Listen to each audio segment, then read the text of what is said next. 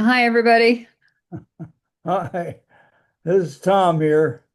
I'm Amelia, and we're in chapter 12 of the Gospel of Luke in the midst of a speech Jesus is giving, a talk, a teaching, a series of teachings. So, Tom will tell us this portion of the teachings, and then we'll talk about Long it. talk with Jesus.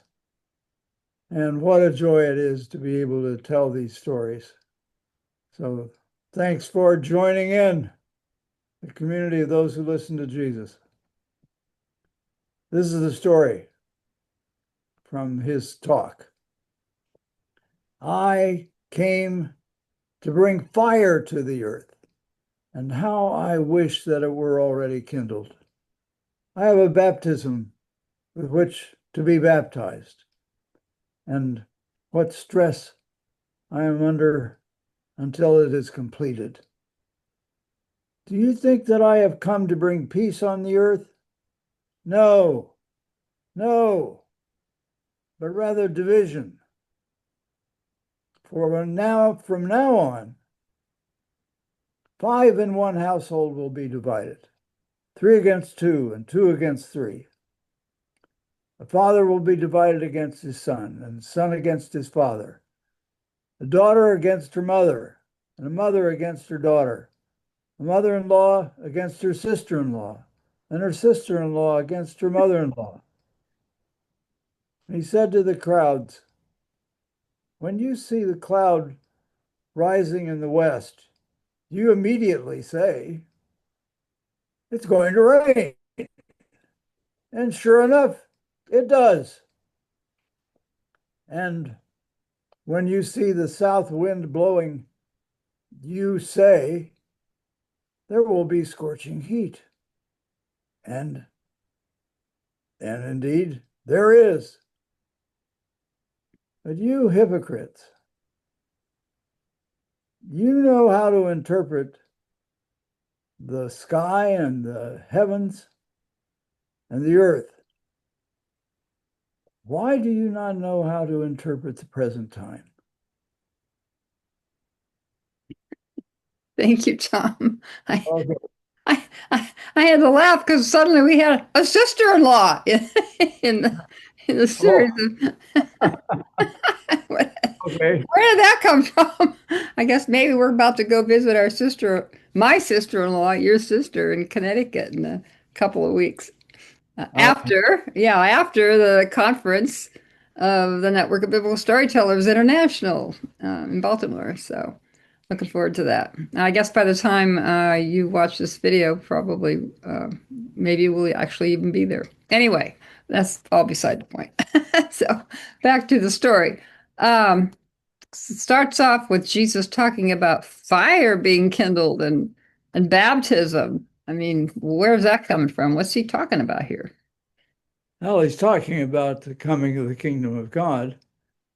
I think in the background also, he's kind of predicting his passion. And so the baptism is a baptism of uh, life and death.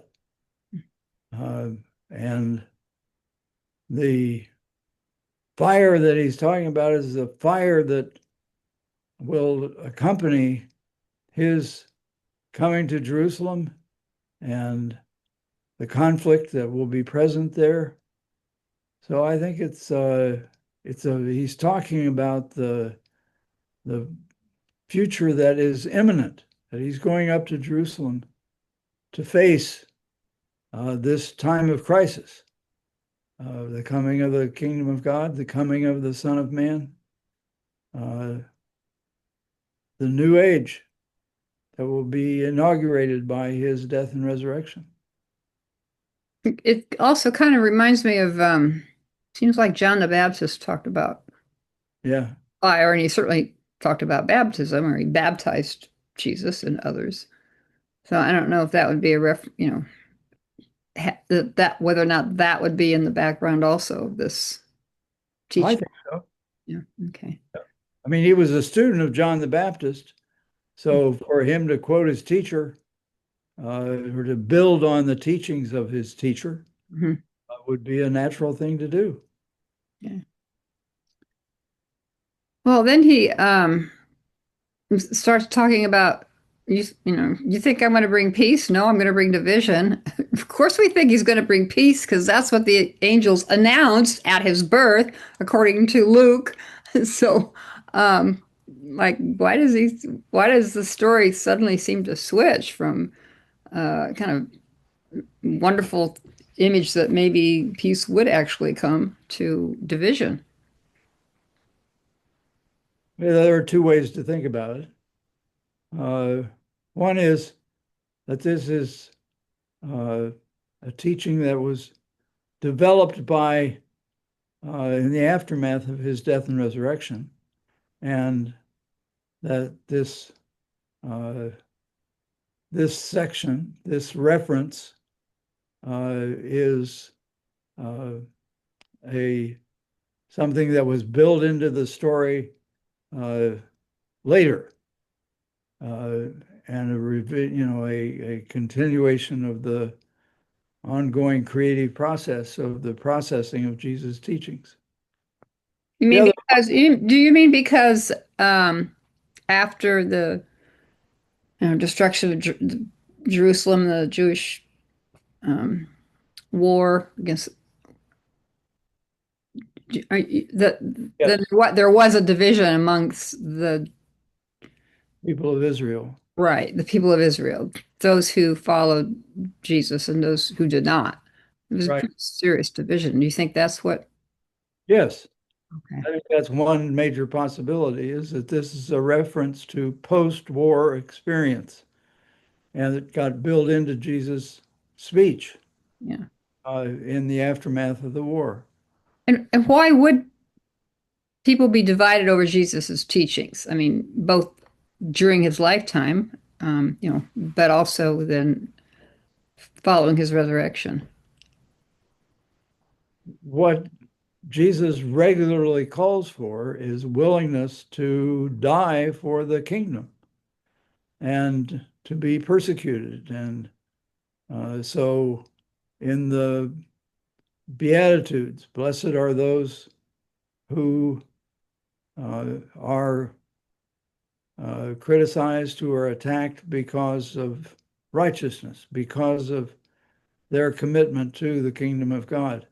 He was not naive about the conflict that his teachings and his uh, encouraging people uh, to be, uh, in effect, pacifists who would not take up the sword themselves, but who would suffer as a result of their devotion to the kingdom of God. So Jesus was a very controversial figure. Okay. Um, he gets pretty tough here. He has this thing around weather that people can tell when rain is coming because clouds, or when they can tell when scorching heat's coming because of the south, I guess the wind from the south, but they can't tell the signs of the times. I guess the two questions about that, and he calls them hypocrites because of that. So why does he call them hypocrites? And what's the reference to the science interpreting the times? Right. Well, first of all, the south wind was a sirocco that came off the Arabian desert, and so it was a truly scorching heat, uh, as high as 120 uh, degrees Fahrenheit. Uh, so that was something that people dreaded in Jesus' day in Galilee in this time of year. Uh, the uh, there are actually, two kinds of forecasts. One is a good forecast, rain, and the other is the forecast of uh, scorching heat, which was a kind of disaster. Uh, Crops could be burned out in 2 days of a sirocco like this. So uh, people were very interested in the weather and would be talking about the weather. As it was then, so it is now. We've got the Weather Channel. Uh, there are people who watch the weather all the time. Okay, well, the weather has been strange, but I'd kind of like to get back to my question, which is why did he call people hypocrites? And Because on the one hand, they were experts. They put themselves out as experts in forecasting the weather, the rain, the sirocco, and so on. But they had no uh, ability to pay attention to the future of the kingdom of God and the coming of the kingdom of God. And so they were experts and put themselves out as experts, but they were hypocrites. They didn't know how to talk about the present crisis, namely the coming of the kingdom that was implicit in Jesus' death and resurrection. So this is, um, what signs would there have been that they should have been paying attention to? I mean, were there, well, the signs were Jesus' teaching and were his presence, and then all the things that he did. So his healings, his teachings, the uh, feedings that he did, all of those wonderful things uh, were signs of the kingdom coming, of its presence. So it was both in the future and it was now. So he wanted them to be able to start thinking about the kingdom of God coming soon. okay. All right. I think we got that. Anything else you want to say about this part of Jesus's teaching in chapter 12 of Luke? Well, uh, it is on the one hand joyful. Uh, Mm. so there It are, doesn't sound very joyful to me. Division and fire kindling and well, hypocrites. I remember from the story the last time uh, of a master coming home and the and his slaves coming home in the middle of the night or near dawn, and that he would put on his he would get dressed and have them sit down and eat and feed them. Right. That was joyful. But It this was is joyful and it was fantasy. yeah, okay.